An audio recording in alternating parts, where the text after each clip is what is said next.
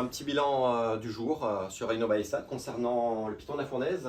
Je vous rassure, hein, je ne suis pas là pour vous annoncer qu'il est en train d'éruption, pas du tout. Non, on fait juste un petit bilan puisqu'on voit que la sismicité commence à augmenter.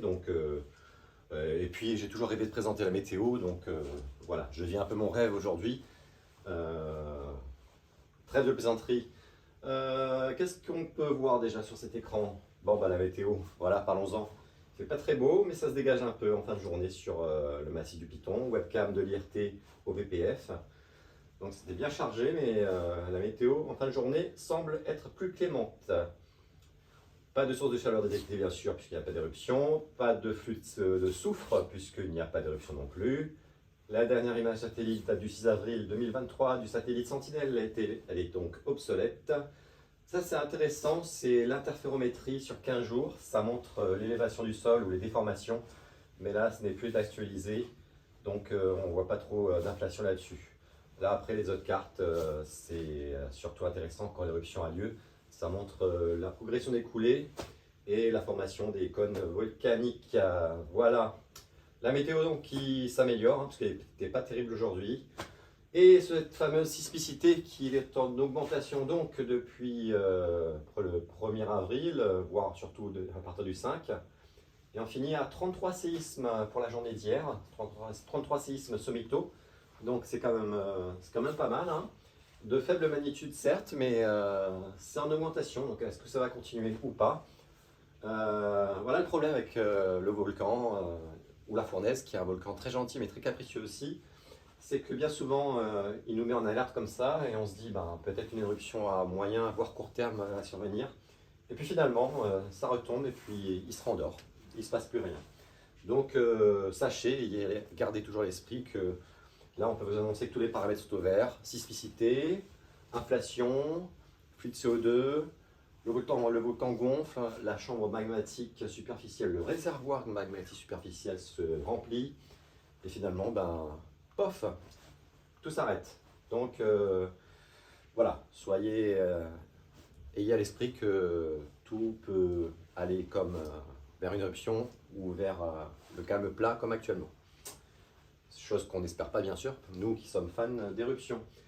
Nous avons donc, grâce à nos scripts automatisés et nos découpages et nos animations, la carte issue du bulletin quotidien de l'OVPF IPGP, vue du dessus, celle-ci, qui nous montre donc le réservoir superficiel, qui se situe entre 0 et 300 mètres d'altitude au-dessus du niveau de la mer, qui s'agite un peu. Donc la majorité des séismes de faible magnitude, certes, se situent au sein de ce réservoir, qui donc se remplit et qui est en recharge magmatique en cours, selon le dernier bulletin de l'Observatoire volcanologique du Piton de la Fournaise. Un petit séisme sous le flanc est, on n'en parle pas.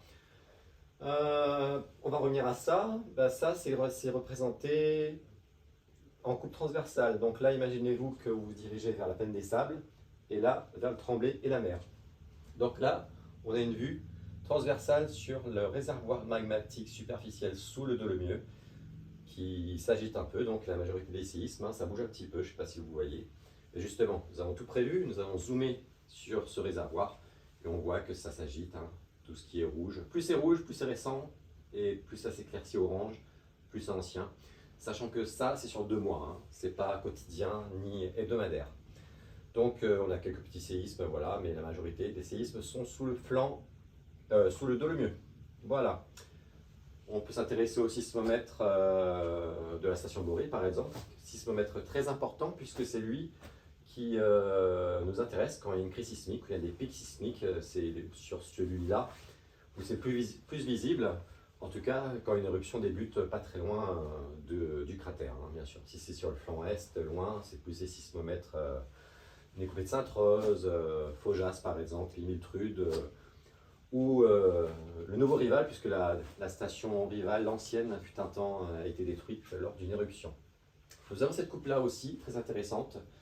Imaginez-vous, vous êtes en mer, sur un bateau, à l'ouest Saint-Philippe, à l'est Sainte-Rose. Qu'est-ce qu'on voit? La chambre magmatique, tout simplement, hein, le réservoir superficiel, toujours au même endroit, le massif de la Fournaise et du Piton des Neiges derrière, et puis les petits séismes qu'on a vus tout à l'heure sous le massif et sous la chambre. Maintenant, on a accès à, pareil, au graphique du bulletin quotidien de l'Observatoire volcanologique du Piton de la Fournaise que nous animons, mais ça ne se voit pas trop parce qu'on vous voyez ça de loin, mais on voit toujours donc l'inflation au niveau sommital qui continue et au niveau base du sommet et champ lointain donc qui continue également. Donc deuxième paramètre vert après la sismicité, l'inflation qui se poursuit au volcan. Nous sommes toujours en vigilance volcanique, bien entendu. Le stade après, c'est l'alerte 1 quand une crise sismique survient. Et on vous rappelle, même s'il y a une crise sismique la semaine prochaine, dans un mois, demain, dans l'heure, elle peut avorter et ne déboucher sur rien du tout. Ou alors une éruption, bien entendu. Vous avez ici vraiment une météo qui s'améliore en fin de journée sur volcan, avec tous les sismomètres qui sont placés, que nous avons placés sur tout le pourtour et dans l'enclos. Voilà, sismomètres que l'on peut retrouver, comme je vous l'ai dit, sur Iris et le RENAS. C'est accessible au public, il faut bien trouver et paramétrer. Et si on s'y connaît un peu en programmation, on peut les mettre sur une carte comme nous l'avons fait. Voilà, on a aussi cette carte globale, toujours sur 2 mois, issue du bulletin quotidien de l'OVPF, où il y a toujours la chambre magmatique superficielle.